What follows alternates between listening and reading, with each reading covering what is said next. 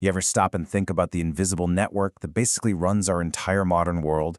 You know, the one we all depend on every single second of every day, but we never actually see it. Well, it turns out that system is facing a huge and growing new threat. So let's just start with a number, and it's a pretty staggering one. 70%. That's right, 70% of our global world could just stop working tomorrow. And not because of a pandemic, not because of a market crash, but because this invisible system I'm talking about is at risk.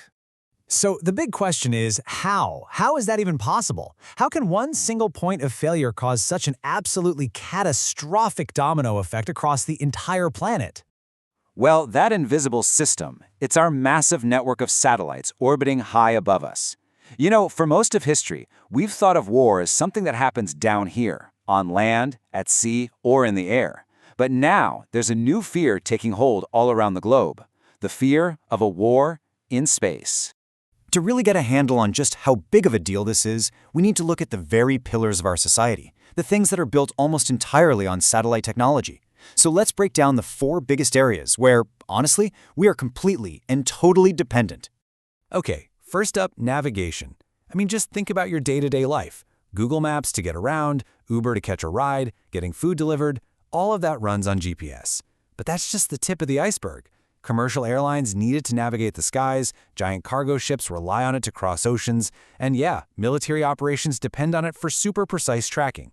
Without GPS, the world's entire logistics chain would just dissolve into chaos. And next up, communication. You see those signal bars on your phone?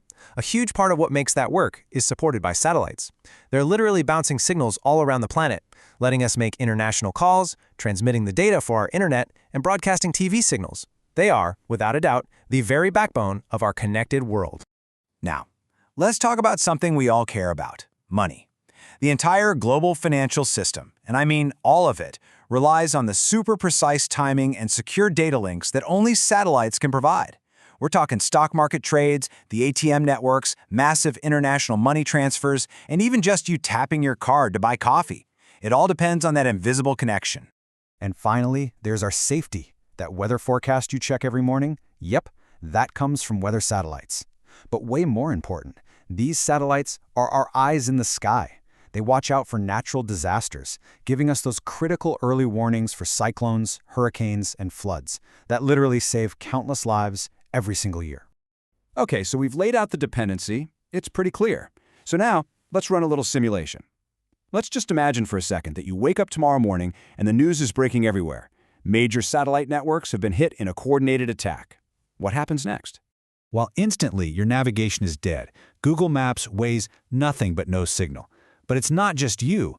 All across the world, commercial flights are grounded because they can't navigate safely. Massive cargo ships are basically lost at sea. The entire global supply chain just freezes. So you go to buy something, maybe some supplies. You try to use your card, but the payment fails. Your digital payment app is totally offline. You figure, okay, cash. So you rush to an ATM, but it's jammed. They're all jammed. Without that satellite backbone, the financial system is already starting to seize up. You try to call someone to figure out what's going on, but there's no network, no signal at all. The internet is down too. Why? Because the satellites that connected your local cell tower to the rest of the world have gone completely silent. All at once, communication just collapses. In a last-ditch effort to get some information, you turn on the TV, and you get nothing, just static. The broadcast signals are gone, and that's when a real sense of total isolation would start to sink in. And just like that, everything stops. Look, this isn't some sci-fi movie plot. This is a very real glimpse of how an invisible war, one fought hundreds of miles above our heads, could bring our entire civilization to a grinding halt. So that whole scenario is pretty terrifying, right? But you might be thinking, come on, how real is this threat really? Well, the hard truth is the weaponization of space isn't something that might happen in the future. It's happening right now.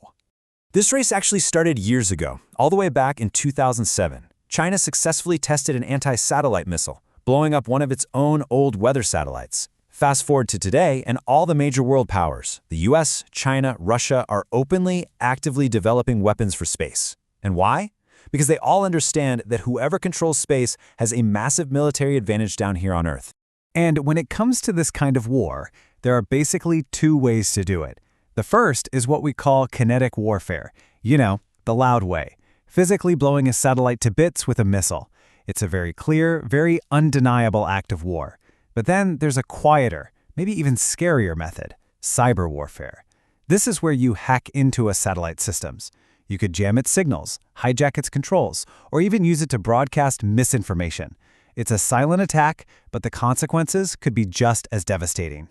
But there's a long-term consequence of a kinetic war in space that's honestly much more dangerous than even the immediate digital shutdown.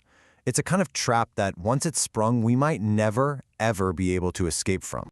It's a concept called the Kessler Syndrome, and it is as simple as it is absolutely terrifying. The basic idea is that once we start blowing things up in space, we might not be able to stop the chain reaction.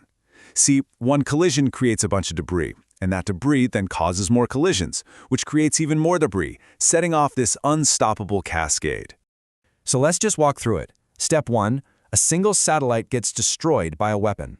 This creates a cloud of thousands of tiny fragments, all moving faster than a bullet. Step 3, those fragments start slamming into other satellites. Step 4, each one of those new collisions creates even more debris. And then, step 5, a cascading effect kicks off, eventually creating a permanent, impenetrable shield of space junk around our planet, trapping us on Earth for generations, maybe forever. All right, so we've looked at our dependency, we've looked at the ways an attack could happen, and we've talked about the absolutely catastrophic consequences. And all of that brings us to the final and most important point. What does this all really mean for us right here, right now? So, what's the big takeaway from all this? It's this. A war in space isn't some distant, abstract thing that happens to astronauts. No, it is a direct attack on the fundamental operating system of our modern world. It's not just about some damaged satellites. It means a total global digital shutdown. And that leaves us with one final and pretty sobering question to think about. If this war in the stars actually began tomorrow, if that invisible system that runs our entire world was suddenly switched off, do you think our society could survive for even a single day?